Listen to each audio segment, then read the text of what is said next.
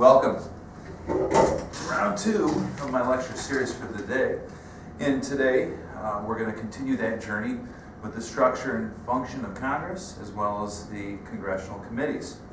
As you can see, I've mixed it up a little bit and I wanted to highlight my wonderful wall and the great American lights that will illuminate hope and peace.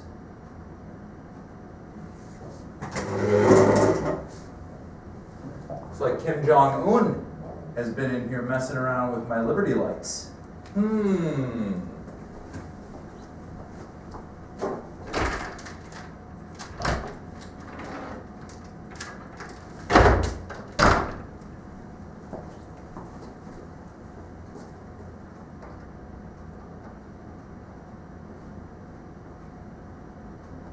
Take that, Kim Jong.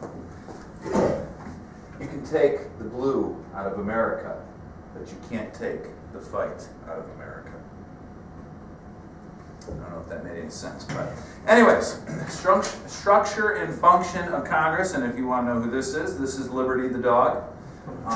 Just here to give some moral support, as it can be a little lonely in here as I'm lecturing all by myself, talking to a wall.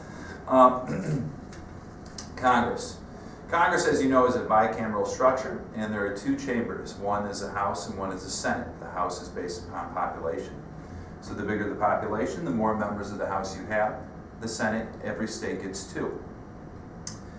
This division, or separation of the 2 chambers, is a slow effect, or a slowing effect on the passage of legislation. It makes it very deliberate and slow process. And I think that the framers intended for it to be that way. They did not want laws to just be passed left and right. Both chambers are similar, but certainly the House of Representatives is a lot more strict and has a lot more rules and structure to it. With 435 members, you have to be a little more structured. The Senate, on the other hand, with 100 members, is a little more laid back. If you recall in class, I use the example, the House is more of a strict classroom, and the Senate is a little more laid back. There are some enumerated powers or express powers that are given to Congress in the Constitution. Some of the more important ones are the ability to levy taxes, taxation. You cannot appropriate or give money unless you get money, and that is a big one. Spend and borrow for common defense. One of the biggest ones is regulation of interstate commerce. Commerce that crosses state lines. And again, I've emphasized this in the past units, this has been used to increase the power of the federal government exponentially over the last 100 to 150 years. Probably past what the framers originally intended in regards to Congress being the most powerful. But House especially was closest to the people originally, and I would argue that the framers did intend for Congress to be the strongest of the branches. We'll talk about how the presidency has kind of usurped them maybe in regards to the most powerful branch of government. Congress has the ability to declare war. This is one of those powers that is often at conflict with what the president is doing as commander-in-chief, and it's not clear in the Constitution really what either of those things mean. Does sending troops mean declaring war? Does sending troops mean that the president has a right to do that without a declaration of war? Do they need congressional approval? So it's one of those areas that has brought about a lot of discussion and a lot of arguments between the 2 sides, whether it be centralists or decentralists. Implied powers aren't in the Constitution, but they are implied. The biggest being the Elastic Clause. The Elastic Clause gives Congress a lot of flexibility in carrying out any of the enumerated powers that they have. So for example, I've used this frequently, taxation is one of the big enumerated powers that Congress has. Obviously they needed entities such as the IRS to be able to formulate rules and regulations for taxes, collect them, and prosecute or go get people who are refusing to pay taxes. Otherwise, the government would not be getting any taxation. So there's a lot of flexibility in regards to the Elastic Clause. You talk about the bureaucratic agencies, which we talked briefly about today. Nowhere in the Constitution does it say the executive branch has the power to start these organizations such as the Department of Education, Department of Homeland Security, etc. However, if they are going to enforce the laws that Congress is passing, they have to have some mechanism to do that. So therefore you have these bureaucratic agencies. There's probably about 25, 26 of them. Ratification, as you know, Senate ratifies any treaty. Senate approves appointments by the President, ambassadors, members of the courts, the Supreme Court, and some of the cabinet they do approve. Director of the FBI, for example, etc. If there's no electoral college majority, there is a role or a function that the House of Representatives fills in that regard. And every state delegation, if you recall from last unit, gets one vote. That rarely happens. The three powers that are denied to Congress, the first being Congress cannot deny writs of habeas corpus, the right to know what you are charged with. It's very clearly written in the Constitution that Congress is not able to do that, meaning they must charge you with a crime. They can't throw you in a jail, not tell you what you're being charged with, because you can't defend yourself unless you know what you're being charged with and what evidence they have against you. The second is Congress shall not pass bills of attainder. And these simply, from a real simple way, these simply mean that you cannot be charged for a crime and be automatically punished for it. This is something that occurred way back when we were still part of England, and so that's where we get that. And finally, Congress shall not pass ex post facto legislation, meaning laws that punish you for something you did before it was against the law. And so those three provisions are denied to Congress. It doesn't mean Congress has the power to do those three things. It means the Constitution is very clear that they cannot withhold writs of habeas corpus, pass ex post facto legislation, and issue bills of attainder. Let's proceed. What do you think, Liberty? Yes, let's proceed. The committee system. The committee system is where all the action occurs in Congress. And forgive me, I just have my notes here because I don't want to forget anything.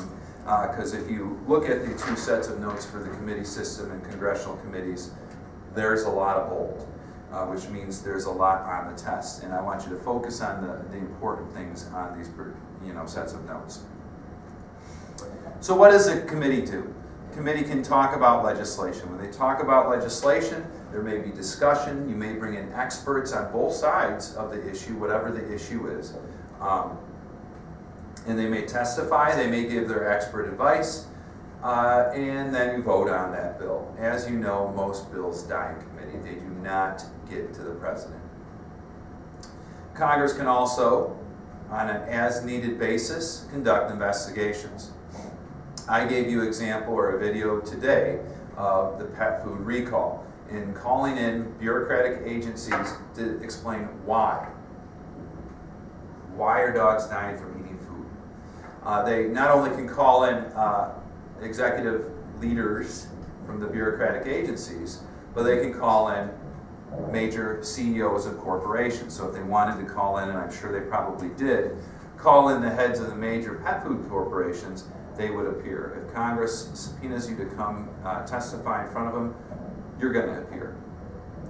Congress may get what we call oversight or ongoing reports from parts or divisions of bureaucratic agencies. When I talked today about generals coming to Congress and reporting in front of committee about the progress we were making overseas, that is ongoing. It's not something that happens once or twice, or something happens and we call people in. It is an ongoing thing. And so those kind of things occur all the time. When it comes time for the budget, you're going to guarantee that the heads of all the major divisions and departments in the bureaucracy will be appearing in front of Congress, especially if they want to maintain or increase funding. If Congress talks about decreasing funding, you can guarantee they're going to want to appear as well so that they can advocate for their particular agency. So, selection of committee members. The majority leader of the Senate, and more so the Speaker of the House of Representatives has some control, but generally not complete control over the selection of committee membership. Obviously, members of Congress, the House and the Senate, want to be on committees that are going to benefit their constituents. So if I am in an area that is high on agriculture, I want to be on the Committee on Agriculture. If I am in an area that has Yellowstone National Park, my district, I want to be on the Committee on Parks and Recreation, if that committee even exists. I'm not sure if it's called that, but you get the point. And generally speaking, seniority is the #1 way in which you can get on a committee and be in a leadership position. Party matters first for these chair positions, but seniority usually is second. Expertise you would hope would be up there high, but really the reality is seniority matters when selecting the chairs of these committees. Those chairs essentially make the agenda and set the agenda of what bills and hearings are going to occur. So there is a very powerful position, ever more so in the House of Representatives. So, what committees matter? Well, in the House, Rules Committee matters because the rules matter in the House. The Senate, the rules don't really matter. It's very, very lax. In the House, the rules matter. The amount of debate or the time that you have to debate, again, what's on the calendar, what's discussed, can all come from the Rules Committee. Ways and Means, consider all tax bills. The ways and the means in which we run our government is money. And the only way we get money is taxes. So the Ways and Means Committee is another big one in regards to the House. It is not called the same thing in the Senate. Appropriations is not collecting money, Ways and Means, taxation, it's giving money. You are appropriating money for a particular project, a particular agency, a particular state with a grant or mandate. So this is a big committee because you're giving money away. And obviously a lot of members of Congress and a lot of states want some of that money. The budget is obviously a big one as you're discussing and setting what we're going to be spending, what we may be cutting our money on, what we may be putting money from one topic to another. So that's obviously a big standing committee. And then armed services. If you have a military base in your particular district or state, that's probably going to be one you're going to want to be on. The Senate, the Finance Committee deals with taxation, much like the Ways and Means in the House.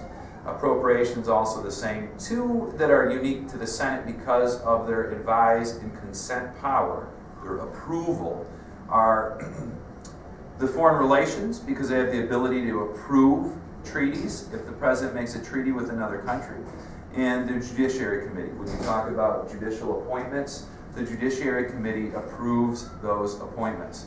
So it goes there first. So if one of these justices step down, the president will recommend a new justice, and then that justice will be interviewed by the committee. And we'll go into that in more detail in the next unit. But the Judiciary Committee, because the Senate is the only branch that checks in the legislative branch, that's why it's important for that particular chamber, but not the other. Finally, a conference committee is a committee that takes the Senate version and the House version when they don't match up.